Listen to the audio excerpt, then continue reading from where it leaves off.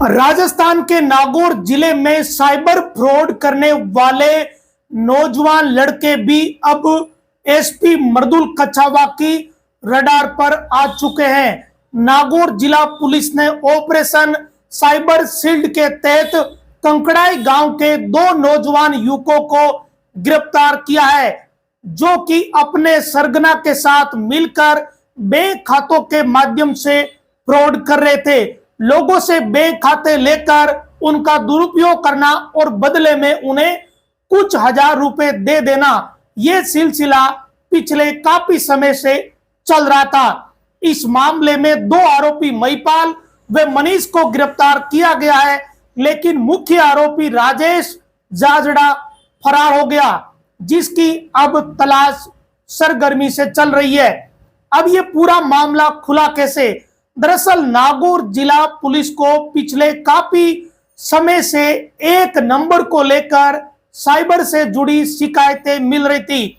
Cyber helpline number 1930 पर अलग अलग तरह की 5 से ज्यादा शिकायतें मिली, और ये जो मोबाइल नंबर है ये कंकड़ाई गांव की हीरा देवी पत्नी सोहनराम जाट के नाम से था।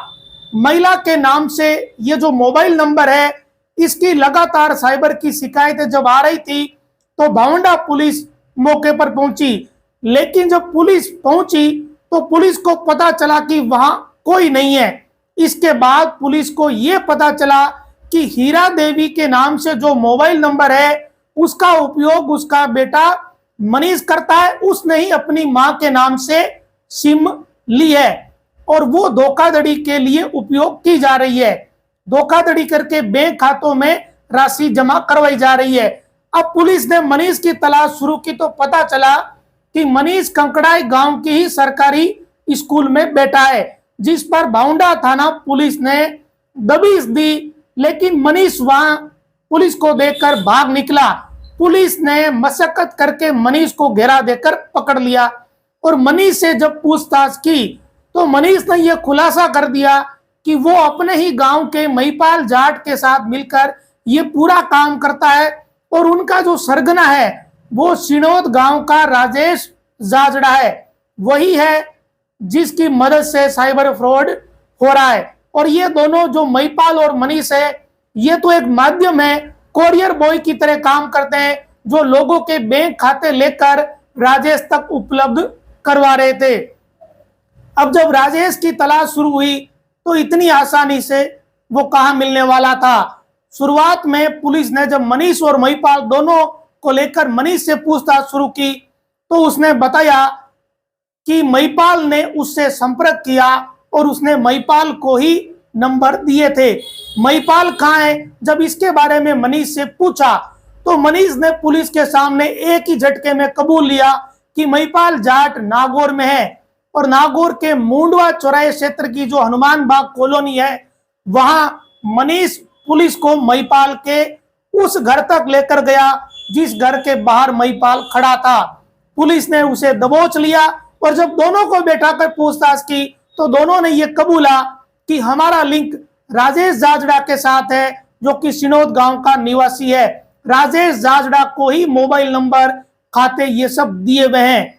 अब जब दोनों के मोबाइल पुलिस ने चेक किए तो पुलिस काफी हैरान हुई, क्योंकि दोनों के मोबाइल नंबर से ही राजेश के मोबाइल नंबर पर व्हाट्सएप पर कई लोगों के बैंक खाते, एटीएम, पैन कार्ड, ये सारी डिटेल भेजी हुई थी, जो कि बैंक खाते से जुड़ी हुई डिटेल है।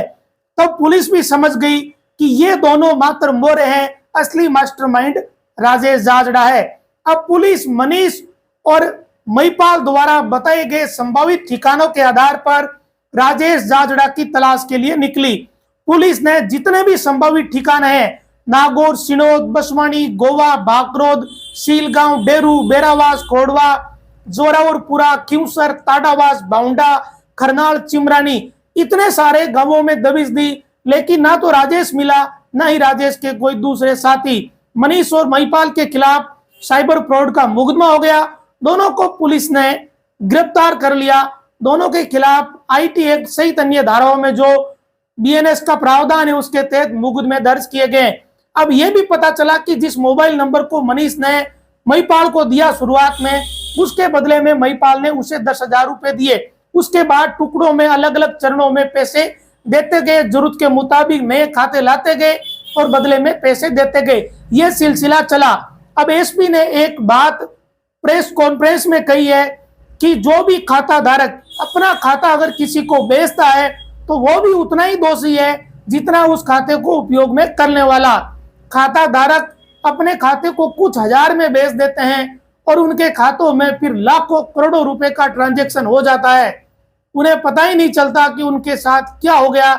जब एक दिन नोटिस या साइबर लगती है तब उन्हें आभास होता है कि वो बहुत बड़ी मुसीबत में फंस गए।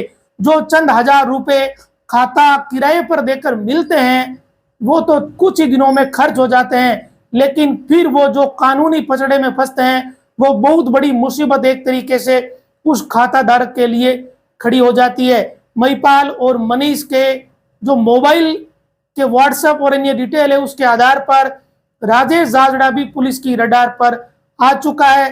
दोनों के मोबाइल नंबर को पुलिस ने बहुत ही बारीकी से स्कैन किया है। सदर थाना पुलिस ने इसका अनुसंधान शुरू किया है। साइबर थाने में यह मुकदमा दर्ज हुआ है और जांच सदर थाने के एसएचओ सुरेश कस्वा को सौंपी गई है। अपने आप में साइबर से जुड़े छोटे मोटे काम करने वाले लोगों के लिए यह घटना सबक है कि नागौर में एसपी मर्दुल कछावा कहीं कोताही नहीं छोड़ने वाले। जो भी छोटा मोटा काम करते हैं उन्हें समय रहते बंद करके किनारा कर लेना चाहिए, अन्यथा कुछ हजार रुपए के चक्कर में बड़ी मुसीबत में पड़ जाएंगे, कानूनी पचड़े होंगे, जेल जाना पड़ेगा। वीडियो में आगे आप एसपी का बयान भी सुन लीजिए। नमस्कार। आज की प्रेस वार्ता दो प्रयोजनों से रखी गई है। प्रथम कार्यवाही जो है वो साइबर अपराध के क्षेत्र में है, जिसमें कि आप सभी को मैं साझा करना चाहूँगा। पुलिस मुख्यालय द्वारा ऑपरेशन साइबर शील्ड पूरे राजस्थान में चलाया जा रहा है। इसी अभियान के तहत आगामी समय में दो प्रकार की कार्रवाइयाँ जिला पुलिस द्वारा की जाएंगी। प्रथम एनफोर्समेंट की कार्रवाई है, प्रवर्तन, और द्वितीय जन जागरूकता और साइबर जागरूकता के संबंध में अभियान, ये दोनों चलाए जाएंगे, जिसकी विस्तृत जानकारी जो है वो प्रेस नोट में शेयर की गई। इसके अलावा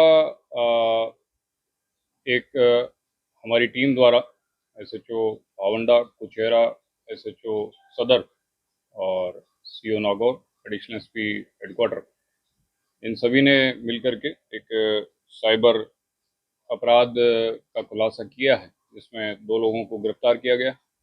ये लोग सोशल मीडिया अकाउंट्स को वेरीफाई करवाने, आईडी को अपग्रेड करवाने और रेटिंग्स देने की एवज में पैसे देने का झांसा देकर के साइबर अपराध करते थे।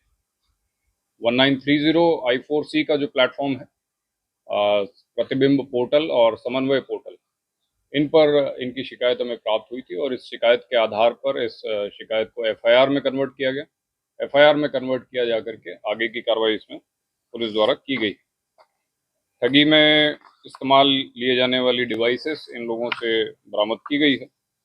उन दो लोगों को इसमें गिरफ्तार किया गया है, महिपाल और मनीष, जो कि कंकड़ाय नागौर के रहने वाले हैं।